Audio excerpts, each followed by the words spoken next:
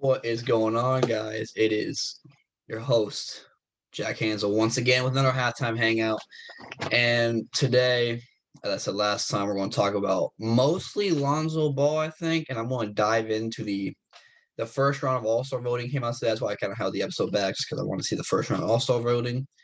I'm going to dive into that, but I'm mostly going to talk about Lonzo Ball and the trade rumors around him, and what I think is best for him, what I think is for the Pelicans, and the best teams that you can go to. So before I started getting Lonzo Ball, I want to talk about the Pelicans a little bit. Um, the Pelicans, they brought Stan Van Gundy in because they were one of the worst defensive teams in the league. And Sam Van Gundy looked like he was about to turn the team around defensively. First 4 or 5 games, they were top 10 defense. I think they were top 7 more specifically. But they really fell off since then. I know they are 22. Hold on. They're 23rd in giving up the three, and they give up a lot of points. They're 24th in defensive rating, I believe. So they really struggle from the defensively. And besides that, like they have these young guys, like they have guys that can push the floor. Ingram, Zion, Lonzo's best in transition. Even Bledsoe can play in transition. They play a lot fast break. He played the Bucks, and the Bucks were high in pace. He can play in transition. They have plenty of athletic guys. JJ Redick with him running around. Of course, he's more half court running around for threes, but he's a 3-point shooter. He can leak out in transition for a three. So I mean, they have a bunch of guys that can run and play in transition, but they are still, I want to say, for some reason, did not write down. I don't know why, but they are 20 set. They're mid 20s in pace. I don't know what they are exactly, but they are mid 20s in pace. So I want to say Sam McGunn is not really living up to what he need to do. I know he's always been a slower pace guy. He's been a defensive guy. That's great and all. But if your team is not getting it done on the defensive end, with the roster you have, you got to pick up the pace, play in transition a little more. That's when your team's going to be most effective, I believe. Um, they on offense, they really struggle shooting a three. They're 27th shooting a three, and they're 22nd in 3-point attempts per game. So they don't shoot many threes. They don't make many threes. So they should definitely what they are good at, they're good at rebounding and that they're good at protecting the paint. Steve Nash is a big part of that. Lonzo is a good rebounder as well, so he gets a lot of rebounds. Zion, like they should be a great rebound team. They protect the paint, Steve Nash mostly. So they're pretty good interior defensively. But what they should be looking for is some 3-and-D guys. It's a lot easier said than done. Every team pretty much needs more 3-and-D guys, but this team desperately needed for him was his lack of perimeter defense and the lack of perimeter shooting. So that's what they probably need, yeah. But I wanted to have more to Lonzo now. Now Lonzo's interesting. Another big miss for me. I did have Lonzo as most improved. I thought he was going to get 11, 12 assists, 12 points, somewhere around there. But he's nowhere near. He's shooting 32% from three on 7.5 per game, 58% from the free throw line, 50% true shooting. So his offensive numbers have been horrible. He's been bad on defense. And his total, just to give you guys a little total numbers, he's averaging 13, 4.5, and 4. Now, one thing I want to say, I have watched a little bit of Pelicans this year because I think they are an interesting team. One thing I don't like what they're standing against doing with the offense is that when they are in a half court, like Eric Bledsoe is handing the ball a little too much for me. Lonzo gets stuck in the corner, and he's not very much of a threat to do anything off the ball. So he just stands in the corner for all 24 seconds, and he does nothing. I will say he does take it up to start the offense, but then when he passes to Ingram or Bledsoe, he then just goes to the corner and stands there for the rest of the time. So he does nothing off the ball. They don't give him pick and rolls. They don't give him any of that, which I think is a problem. But I will say so. That's my biggest problem with the offense as well is that Lonzo does not move around as much. He stands still, does nothing unless it's transition. But he shoots way too many threes. Shoots way too many threes. Like I said, 7.5 a game. He only attempts 12 shots a game. So I mean, that's For Lonzo has never been a terrific 3-point shooter. He shot a lot of signs last year. I think he shot, what did he shoot last year? Let me see real fast. He shot 37% on 6 a game last year. So he's shooting 7.5, and it's already pummeled down to 32%.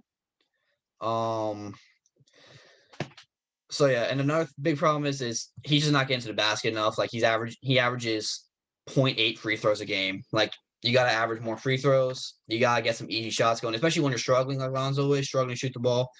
Easy way to get out of shooting slump is to be able to get to the line, shoot some free throws, see the ball go in the basket. Granted, he's not a great free throw shooter, but if he can get to the line, just even see one free throw going will be a big difference for him. But he only shoots 15% of his shots between 0 to 3 feet. He shoots and he shoots 79% from there. So he makes it, but he, like I said, he shoots 60% of his shots from 3 and 15% of his shots from 0 to 3 feet. And he struggles with the floaters, middies, so that's fine, don't shoot those. But when you shoot 60% of your shots from 3, 15 from layups, and you're shooting, like I said, 72% more or less with the layups, which is very good, man. It's a very good percentage to have when you're inside that area. You just gotta shoot it more. You simply gotta shoot it more. And like I said, his deep twos are not terrible either. I'm not a big fan of deep twos, like granted, he does shoot 58% deep twos. He only shoots 9% of his shots from there, though. So, but when your 3-pointers are struggling, shooting at 32%, and you're shooting 60% of your shots from 3, while you're shooting 79% from layups, and you're only shooting 50% of your shot, 15% of your shots are there, you gotta. At some point, Lonzo does have to take responsibility and take the initiative to just get the ball, pick and roll, or even off-ball stuff. I don't know, pick and roll, make a move. He doesn't really get past many people like that, but make a move, do something to get the ball cut from the corner. Just you got to do something to get the ball and get to the foul line because shooting 0.8 a game is just simply not cutting it. Now, what Lonzo does very well is, like I said, inside. He's a very good rebounder for a guard, very good finisher, or very good defender, I mean.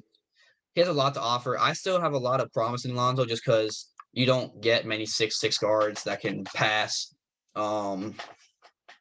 rebound, defend, and he's shown potential for shooting threes as well. So I still think there's a promise, and I still think there's teams that should look for him. But and some of the teams that I've seen is here. I have them right here. We're gonna look at rumors together. I've seen 4 different trade spots. The first one is the Clippers, and they trade Patrick Beverley and a 2nd-round pick for Lonzo.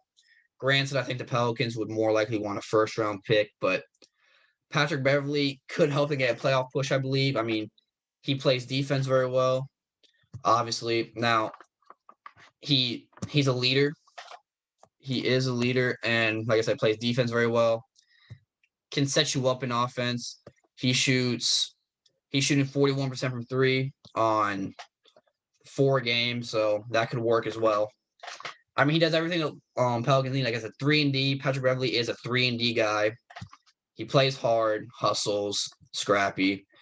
That's a good trade. I mean, I don't mind that trade. Like I said, I think the Pelicans want a 1st-round pick, so that's the only hesitant part about only getting and it's a 2023 2nd-round pick. So I think Lonzo is still worth a little bit more value, but it's around the ballpark. Maybe give him the Clippers pick this year. It's not going to be worth much, but it'll be good enough, I think, for the Pelicans. I think that'll be a good trade because Beverly is 32, 33, so they are getting significantly older, and the 2nd-round pick is the 2nd-round pick. So the second trade I see here is to the Knicks for Burks, Ntilikina, and the Dallas 1st-round pick. Now, it's a 1st-round pick, so that's good. And I think Dallas is going to turn around, though. I don't think Dallas will continue to struggle like the way they are. I really don't. I think they're just too talented of a team, too well coached, and just keep struggling like this. If worse comes to worse, they'll make some sort of move to get them back into playoff contention. But Burke's another guy, solid around the perimeter. He's shooting 44% on 4 threes a game, more or less 5 threes a game, 4.7 to be exact. Another 3-and-D guy. Neil Keane is horrible. I don't really care about him.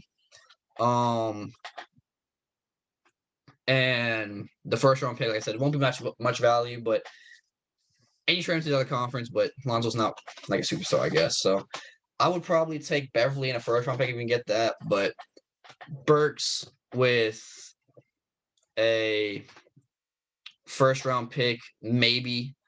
I would wait that one out. I'll wait more to a trade deadline ish just to see how Dallas keeps going. It might be a risk worth having. If you're New Orleans, just because it is a pick at the end of the day.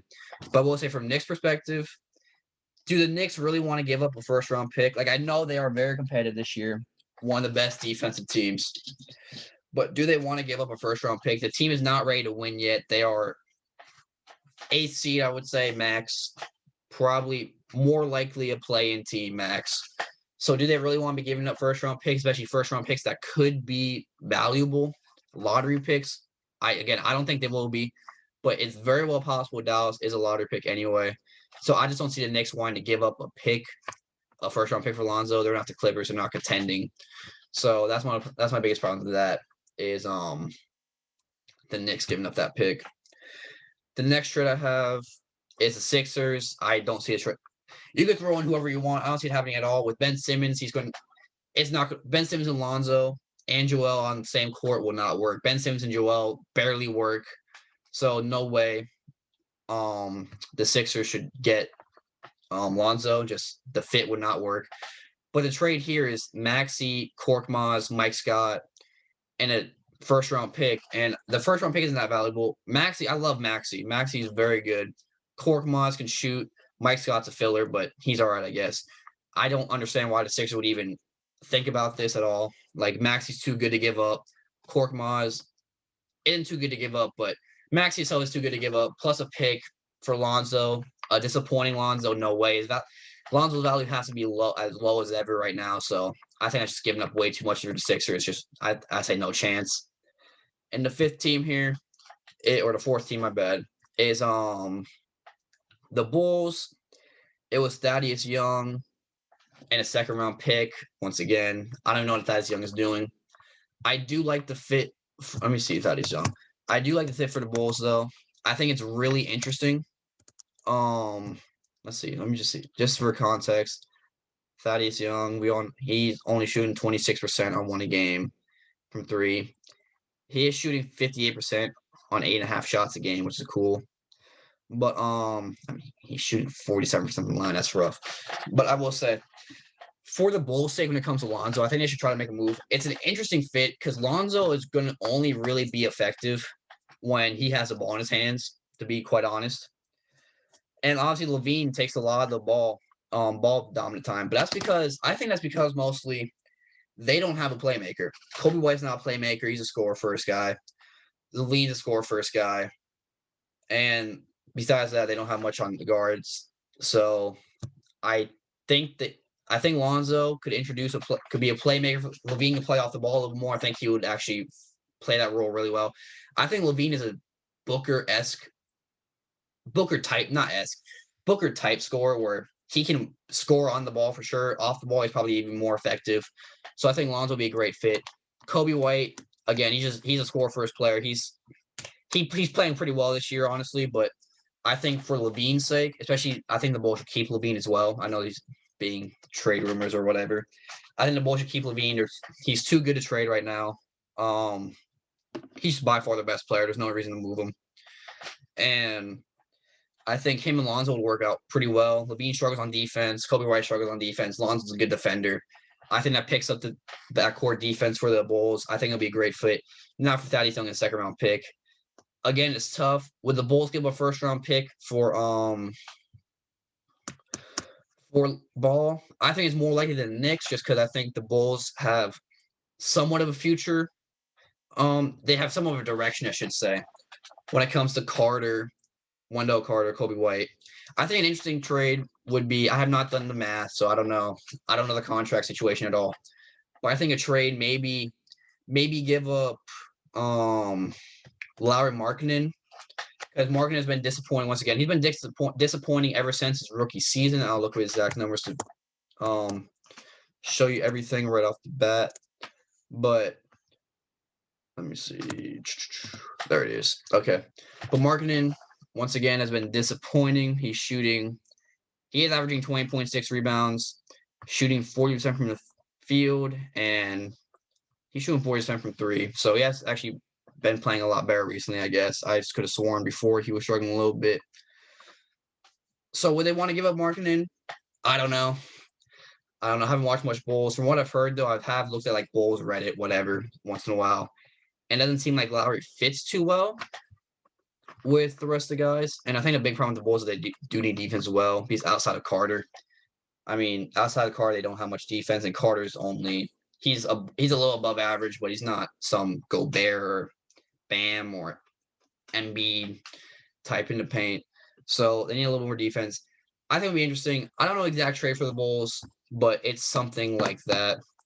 Now, last team I had, there's no trade suggestions for them just because the money doesn't work out very well. It would have to be a 3-team trade. I'm not going to look. It's going to make a 3-team trade. I'm not going to lie. So I'm not going to speculate on a 3-team trade. But I think a really, really interesting thing was the Warriors. I think it would just give another guy to play make so Steph can play off the ball even more.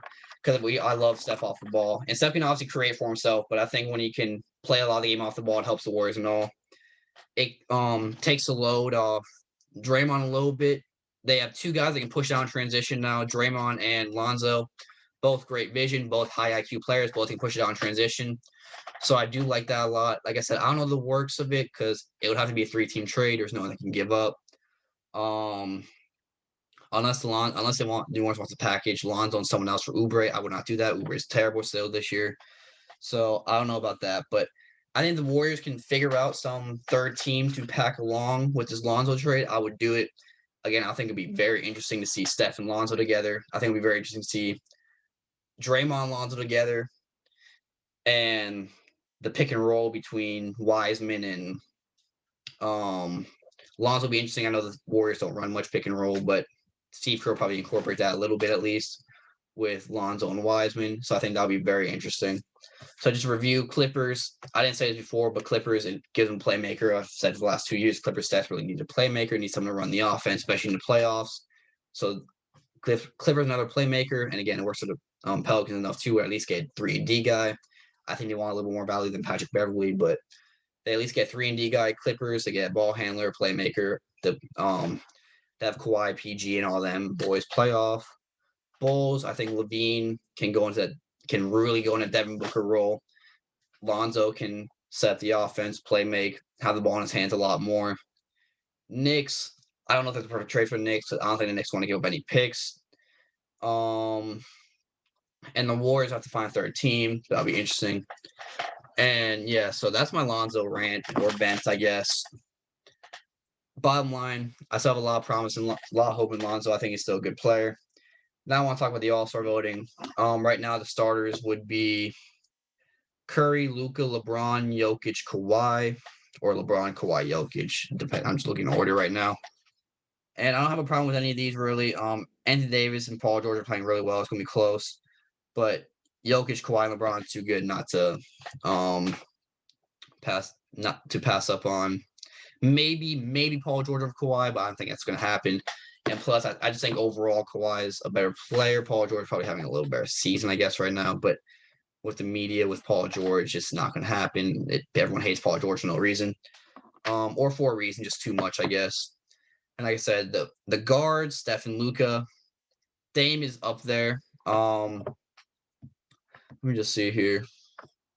Like I said, the Mavs are struggling. They lost like 6-7 in a row. Portland's at least a 500 team. So do I like Dame over Luka? Possibly, just because they've won more games. Dame is still very good. And yeah, that's my only concern is mostly Dame over Luka probably. But even then, Luka's still having a phenomenal season, putting up near triple-double numbers still. So I don't have too much of a problem with it. Now for the East, the lineup would be Kyrie, Beal, Kevin, Giannis, Joel. Giannis is a little disappointing this year. I mean, he's still playing great, just not up to expectations. My only problem here, my biggest problem, is Kyrie Irving should not be an all-star. Right? He should not be the star. He should not. He should not be a starter. He will be. He should be an all-star, just not a starter. I think guys like Jaylen Brown should be an all-star. I'll even put Zach LaVine over him. Trae Young's starting to turn around again, but even then, no. I'm more looking at Jaylen Brown. Kyrie's missed like 9 games. Jaylen Brown hasn't missed a game.